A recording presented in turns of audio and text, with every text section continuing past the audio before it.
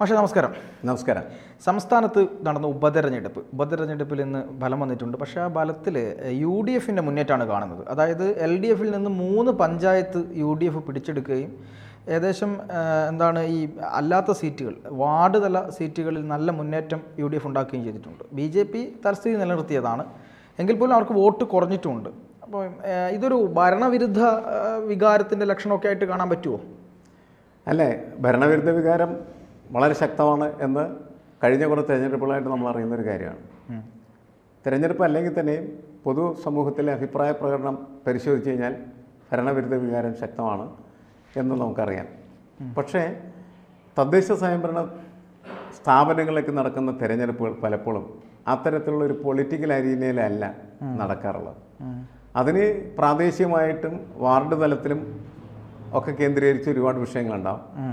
മത്സരിക്കുന്ന സ്ഥാനാർത്ഥിയുടെ എഫിഷ്യൻസി, അതേപോലെ തന്നെ ജാതി, കുടുംബ ബന്ധങ്ങൾ, അങ്ങനെ ഒരുപാട് വിഷയങ്ങൾ കിടക്കുന്ന ഒരു തിരഞ്ഞെടുപ്പാണ്. അപ്പോൾ അതുകൊണ്ട് ഒരു രാഷ്ട്രീയ വിശകലനം അതിൽ നമ്മൾ നടത്തി കഴിഞ്ഞാൽ അതങ്ങനെ ശരിയാവണമെന്നില്ല. പക്ഷെ നമുക്കറിയാം, കേരളത്തിൽ പൊതുവെ പിണറായി വിജയൻ സ്വാഭാവികമായിട്ടും വില്ലനായി നിൽക്കുകയും അങ്ങനെ അദ്ദേഹത്തിൻ്റെ ഭരണം പരാജയപ്പെടുന്നു എന്ന് പറയുന്നതായിട്ടുള്ള വാർത്തകളായിട്ട് ഈ വാർത്തകൾ മാറിത്തീരുകയും ചെയ്യും.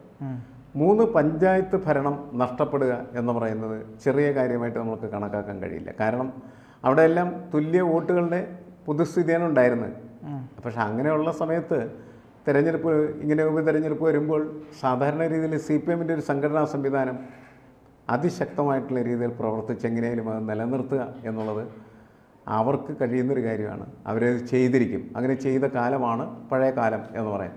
പക്ഷേ ഇപ്പോൾ നമ്മൾ മനസ്സിലാക്കുന്ന കാര്യം എന്ന് വെച്ചാൽ അവർക്കതിന് കഴിയുന്നില്ല എന്നുള്ളതാണ്. കഴിയാത്തത് കൊണ്ടാണ് ഈ 3 പഞ്ചായത്തുകൾ ഇവർക്ക് നഷ്ടപ്പെട്ടത്. അത് 3 സ്ഥലത്താണ്, തൃശ്ശൂർ ജില്ലയിൽ, മറ്റൊന്ന് പാലക്കാട് ജില്ലയിൽ, മറ്റൊന്ന് ഇടുക്കി ജില്ലയിൽ. അങ്ങനെ 3 സ്ഥലത്തും അവർക്ക് 3 ഭരണം നഷ്ടപ്പെടുത്തിയ ഒരു തിരഞ്ഞെടുപ്പ് എന്ന് പറയുന്നത് UDF സംബന്ധിച്ചിടത്തോളം വലിയ മുന്നേറ്റമായിട്ട് തന്നെ കണക്കാക്കപ്പെടേണ്ടി വരും. 9 സീറ്റുകളിലാണ് അവർ വിജയം നേടിയത്. പക്ഷേ അവരുടെ കുറേ സീറ്റുകൾ LDF പിടിച്ചെടുത്തിരിക്കുന്നതിൻ്റെ ഫലമായിട്ട് നമ്മൾ അവസാനം ബാലൻസ് ഷീറ്റ് നോക്കുന്ന സമയത്ത് മൊത്തം 4 സീറ്റാണ് ഈ ഉപതെരഞ്ഞെടുപ്പിൽ UDF കൂടുതലായി നേടിയത്. അല്ല, അതിൽ രസകരമായൊരു കാര്യം എന്ന് പറയുന്നത്, പാലക്കാട് ജില്ലയിൽ CPM ഒരു ഭരണം പോകാനുള്ള കാരണം LDF ഒരു സീറ്റിനായിരുന്നു അവിടെ ഭൂരിപക്ഷം ഉണ്ടായിരുന്നത് പഞ്ചായത്തിൽ. ആ ഒരു സീറ്റിനകത്ത് ഒരു LDF സ്ഥാനാർത്ഥി അവിടെ നിന്ന് രാജിവെച്ച് BJP ചേർന്നു. അവിടെ തിരഞ്ഞെടുപ്പ് വന്നു. പക്ഷേ LDF ജയിച്ചില്ല, BJP ജയിച്ചില്ല, അവിടെ UDF ജയിക്കുന്ന സ്ഥിതി വന്നു. അങ്ങനെയാണ് ആ ഭരണം, പഞ്ചായത്ത് ഭരണം തന്നെ CPM നഷ്ടപ്പെടുന്ന അവസ്ഥയുണ്ടായത്. അപ്പോൾ അത് അവരുടെ ഒരു പരാജയമാണല്ലോ ശരിക്കും പറഞ്ഞാൽ. കാരണം എന്ന് വെച്ചാൽ അവരുടെ സ്വന്തം മെമ്പറെ അവർക്ക് കാത്തു സൂക്ഷിക്കാൻ കഴിയുന്ന തരത്തിലുള്ള ഒരു രാഷ്ട്രീയ കാലാവസ്ഥ CPM എന്നാണ് നമ്മൾ മനസ്സിലാക്കേണ്ടത്. കാരണം ഇതൊക്കെ മുൻകാലങ്ങളിൽ CPM സംഭവിക്കുന്ന കാര്യങ്ങളായിരുന്നില്ല. അങ്ങനെ ഒരു പഞ്ചായത്ത് മെമ്പർ ഒരു കാരണവശാലും അവരിൽ നിന്ന് രാജിവെച്ച് പോയി മറ്റൊരു പാർട്ടിയിൽ ചേരുക എന്ന് പറയുന്നത് പോലും അസ്വാഭാവികമായിരുന്നു. പ്രശ്നങ്ങളുണ്ടാവും, പുതിയ കാലത്ത് പുതിയ പ്രശ്നങ്ങളുണ്ടാവും, അപ്പോൾ വിട്ടുപോകാം. പക്ഷേ അയാൾ പോയി BJP നേരിട്ട് ചേരുന്നത്. കാരണം എന്ന് വെച്ചാൽ ഒരു പക്ഷേ ശാരീരികമായിട്ടുള്ള സംരക്ഷണത്തിന് വേണ്ടിയിട്ടായിരിക്കാം BJP ചേർന്നത്. പക്ഷേ ജനം അതിനെ അംഗീകരിച്ചില്ല. അതുകൊണ്ട് അവർ തോൽപ്പിച്ചു. അയാൾ തോൽപ്പിച്ചപ്പോൾ പിന്നീട് തിരഞ്ഞെടുക്കപ്പെടേണ്ടത് ഒന്നില്ലെങ്കിൽ CPM ആണ്, അല്ലെങ്കിൽ പിന്നെ കോൺഗ്രസ് ആണ്, UDF ആണ്. അപ്പോൾ അവിടെ നമ്മൾ മനസ്സിലാക്കിയൊരു കാര്യം എന്ന് വെച്ചാൽ LDF അവരുടെ തലസ്ഥിതി തുടരാൻ കഴിഞ്ഞില്ല. അവിടേക്ക് BJP കടന്നു വരികയും കോൺഗ്രസ് കടന്നു വരികയും കോൺഗ്രസ് വിജയിക്കുകയും ചെയ്യുന്നതാണ്. അതാണ് പ്രശ്നം. അതുകൊണ്ടാണ് അവിടുത്തെ പഞ്ചായത്ത് ഭരണം അവർക്ക് നഷ്ടപ്പെട്ടത്. ഞാൻ പറയുന്നത് അതല്ല, ഈ 3 സ്ഥലങ്ങളിലും പഞ്ചായത്ത് ഭരണം തോറ്റാൽ നഷ്ടപ്പെടുമെന്ന് അറിയാമായിരുന്ന CPM എന്തുകൊണ്ട് അതിനെ മറികടക്കാൻ പറ്റുന്നതായിട്ടുള്ള രാഷ്ട്രതന്ത്രം അവർക്ക് ഉപയോഗിക്കാനായിട്ട് കഴിഞ്ഞില്ല? അതവരുടെ ബലഹീനതയാണ്. അപ്പോൾ അവരെന്തെല്ലാം വാദം മുന്നോട്ട് വെച്ച് കഴിഞ്ഞാലും അതവരുടെ വൻ പരാജയമാണ്, മറ്റ് എല്ലാ രീതികളിൽ നിന്നും വ്യത്യസ്തമായിട്ട്. കാരണം ഇതിങ്ങനെ ബ്രിമ്മിൽ നിൽക്കുന്നതാണെന്ന് അറിയാം. അങ്ങനെ വരുമ്പോൾ ആ തിരഞ്ഞെടുപ്പിൽ അവരുടെ സർവ്വശക്തിയും അവർ വിനിയോഗിക്കുകയും അങ്ങനെ ഭരണം അവർക്ക് നിലനിർത്താനായിട്ട് കഴിയേണ്ടതുമാണ്.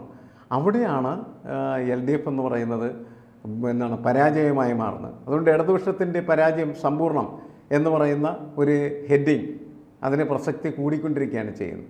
അടുത്ത തെരഞ്ഞെടുപ്പിൽ സ്വാഭാവികമായിട്ടും ഇവരുടെ ഭരണത്തിൻ്റെ അന്ത്യം വരുത്തും എന്ന് ഉള്ള പ്രഖ്യാപനം പെരുമ്പറ മുഴക്കി എല്ലാ സ്ഥലങ്ങളും ഇങ്ങനെ വന്നുകൊണ്ടിരിക്കുകയാണ് ചെയ്യുന്നത്. തദ്ദേശ സ്വയംഭരണ സ്ഥാപനങ്ങളിലേക്ക് നടന്ന തെരഞ്ഞെടുപ്പായതുകൊണ്ട് തന്നെ വേറൊരു പ്രത്യേകത കൂടിയുണ്ട്. അതായത് ഏറ്റവും അടിത്തട്ടിൽ ജനങ്ങളുമായിട്ട് പ്രവർത്തിക്കുന്ന നേതാക്കന്മാരുള്ള, അതായത് CPM-നെ പോലുള്ളൊരു പാർട്ടിക്കകത്ത്, CPM ആയിക്കോട്ടെ, BJP ആയിക്കോട്ടെ, കോൺഗ്രസ് ആയിക്കോട്ടെ, എല്ലാവരും അടിത്തട്ടിൽ ജനങ്ങളുമായി പ്രവർത്തിക്കുന്ന തെരഞ്ഞെടുപ്പാണിത്. അവർ നേരിട്ട് ബന്ധമുള്ള ആളുകൾ സ്ഥാനാർത്ഥികളാവുന്നു എന്നതാണ് ഇതിൽ ഏറ്റവും മികച്ച പ്രത്യേകത എന്ന് പറയുന്നത്. അപ്പോൾ അതിൽ ഈ CPM ഇപ്പോൾ നേരിടുന്ന ഒരു ഭീഷണി എന്ന് പറയുന്നത്, അല്ലെങ്കിൽ ഒരു ആരോപണം എന്ന് പറയുന്നത്, CPM-ന്റെ കീഴ്ഘടകങ്ങളിലുള്ള ലോക്കൽ കമ്മിറ്റി, ബ്രാഞ്ച് കമ്മിറ്റിയിലുള്ള നേതാക്കന്മാർ, ബ്രാഞ്ച് സെക്രട്ടറി, ലോക്കൽ സെക്രട്ടറി മുതലായ ആളുകളൊക്കെ ഒരു ജമ്മിത്ത മനോഭാവം വെച്ച് പുലർത്തുന്നു. പണ്ട് നാടുവാഴികൾക്കെതിരെ, ജമ്മികൾക്കെതിരെയൊക്കെ സമരം ചെയ്തിരുന്ന, വയലാർ പുന്നപ്ര വയലാർ സമരമൊക്കെ നടത്തിയിരുന്ന CPM തന്നെ ഇന്ന് ആ മനോഭാവത്തിലേക്ക് അതിന് നേതാക്കന്മാരെ കൊണ്ടുപോകുന്നു, അവരെ സംരക്ഷിക്കുന്നു എന്നാണ് ആരോപണം. അതൊക്കെ തന്നെ ഒരു വലിയ ഭരണവിരുദ്ധ വികാരത്തിലേക്ക് പോയില്ലേ? ഈ ഭരിക്കാൻ കയറുന്ന സമയത്ത് അവർക്ക് പതുക്കെ പതുക്കെ അധികാരത്തിൻ്റെയും ധാർഷ്ട്യത്തിൻ്റെയും ഒരു മനോഘടനയുണ്ടാവും.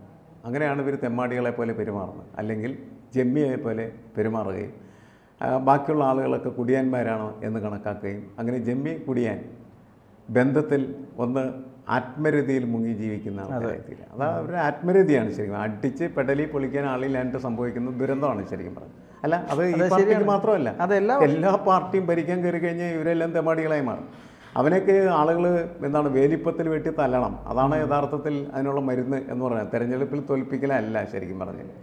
കാരണം വളരെ ദരിദ്രമായിട്ടുള്ള ചുറ്റുപാടിൽ തന്നെ ജീവിച്ചിരുന്ന ഒരാൾ തന്നെ പെട്ടെന്ന് എന്ത് ചെയ്യുന്നു വെച്ചാൽ ഈ അധികാര പ്രമത്തത കൂടി അവൻ ഒരു ഫ്യൂഡൽ ജമ്മിയെ പോലെ പെരുമാറാനായിട്ട് തുടങ്ങുന്നു. പാർട്ടിക്കകത്തും അവരങ്ങനെ തന്നെയാണ് പെരുമാറുന്നത്.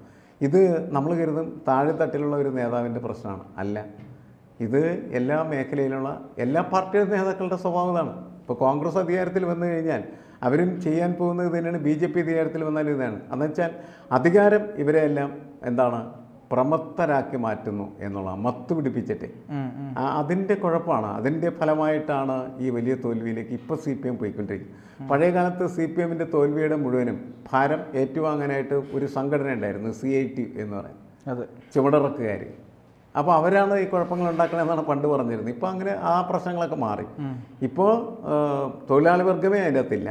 പകരം എന്താണെന്ന് വെച്ച് കഴിഞ്ഞിട്ടുണ്ടെങ്കിൽ ഇത്തരം ഭൂപ്രഭു വർഗത്തെ പോലെ പ്രവർത്തിക്കുന്നതായിട്ടുള്ള അഭിനവ ജന്മികൾ മാത്രമാണ് ഇപ്പോൾ ഇതിനകത്തുള്ളത്. അപ്പോൾ അവർക്ക് സ്വാഭാവികമായിട്ടും പരാജയം ഏറ്റുവാങ്ങേണ്ടി വരും. അവരെ ആളുകൾ ഓടിച്ചിട്ട് പരാജയപ്പെടുത്തും എന്നുള്ളതാണ്. അതാണ് അതിൻ്റെ ലക്ഷണം കണ്ടു തുടങ്ങിയിരിക്കുന്നത് എന്നാണ് നമ്മൾ മനസ്സിലാക്കേണ്ടത്. ഒരു കാലത്ത് ബൂർഷ്യ മുതലാളിമാരെന്നൊക്കെ മുദ്ര കുത്തിയിരുന്ന ആളുകൾ ഇപ്പോൾ CPM-നകത്ത് സ്ഥാനാർത്ഥികളാവുന്നു എന്നുള്ളതും കൂടി ഇല്ലേ? അതുണ്ട്. കാരണം എന്ന് വെച്ചാൽ സമ്പന്നരെ വളരെ കൂടുതൽ ഇപ്പോൾ ഈ പാർട്ടിയുടെ ഒപ്പം നിൽക്കുകയാണ് ചെയ്യുന്നത്. കാരണം കൂടെ നിന്നാൽ അവർക്ക് പലതും നേടാം എന്ന് വിശ്വാസമുണ്ട്. റിയൽ എസ്റ്റേറ്റുകാരൊക്കെ ഇതിൻ്റെ കൂടെ നിൽക്കുന്നത് റിയൽ എസ്റ്റേറ്റുമായി ബന്ധപ്പെട്ട എല്ലാവിധമായിട്ടുള്ള തർക്കങ്ങൾ പരിഹരിക്കാനായിട്ടുള്ള ഒരു കോടതിയും സംവിധാനമായിട്ട് CPM മാറിയിട്ടുണ്ടെന്ന വിശ്വാസത്തിൻ്റെ പുറത്താണ്. അങ്ങനെയാണ് എല്ലാ സ്ഥലത്തും. ഇപ്പോൾ നമുക്ക് ബംഗാളിൽ മമതയാണ് ഭരിക്കുന്നതെങ്കിലും മമതയുടെ കൂടെ നിൽക്കുന്ന ആളുകൾ മുഴുവൻ ഇത്തരത്തിലുള്ള ആളുകളാണ്. നേരത്തെ അതുവരെയെല്ലാം CPM-ന്റെ ആളുകളായിരുന്നു. ഇനിയിപ്പോൾ BJP ഭരണത്തിൽ വരികയാണെന്ന് വെച്ചാൽ ഇവരെ കൂടി BJP-യുടെ ഭരണത്തിലേക്ക് കയറും. എന്നുവെച്ചാൽ ഈ ആളുകളെന്നും സ്ഥിരമായിട്ട് നമ്മുടെ സമൂഹത്തിനകത്തുണ്ട്. പണ്ടവരുടെ രൂപം എന്ന് പറയുന്നത് വലിയ ജന്മിയുടെയും അതേപോലെ തന്നെ മാടമ്പിയുടേതുമായിരുന്നു. ആ കാലം പൊളിച്ചു സമൂഹം, ജന്മിത്വത്തെ അവസാനിപ്പിച്ചു.